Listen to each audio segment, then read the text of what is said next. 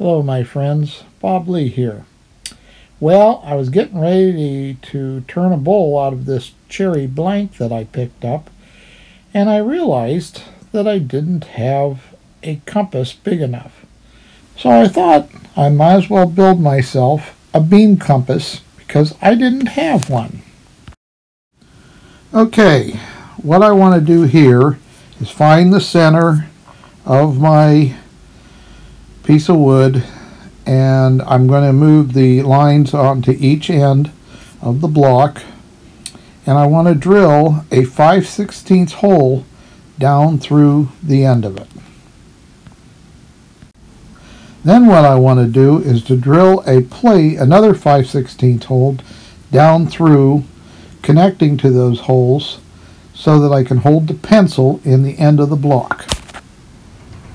What I did was I drilled a hole straight down through the block, and my pencil is going to go in there like that.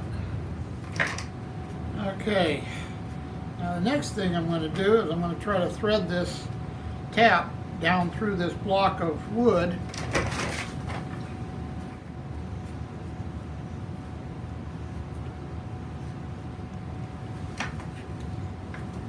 I want to thread this as deep as I can so that we're working with a lot of threads.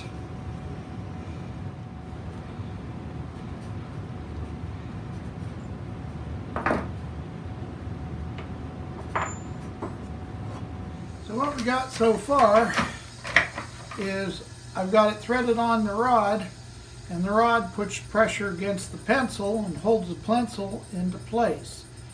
Now I have to rig the slide part back here. Okay, the next thing we're going to do is drill out this block, because this is going to be the block that travels back and forth for the center line. So I'm going to go ahead and drill this out now.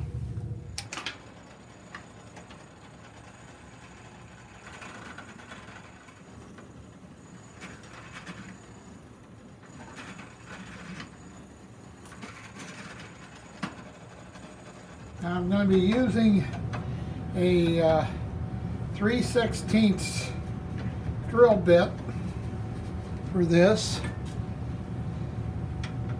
because that's the tap size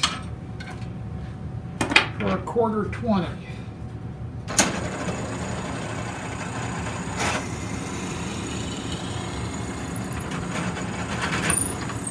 Now I'm going to run this all the way down through if I can.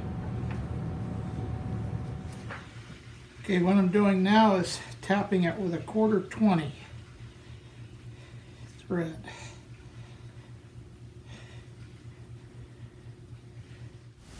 Okay, now I've gotten it tapped with a 1/4-20 all the way down through.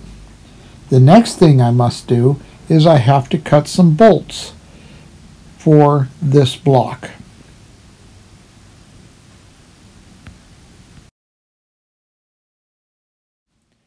After I got the bolts cut, I needed to put a point on one of them. And so I took my drill over to the grinder and I put a very sharp point on this bolt. What I needed to do next was cement the point into the bottom of the block so that I had a place for it to pivot on. I had already put in the upper thumb screw so I can tighten down on the rod.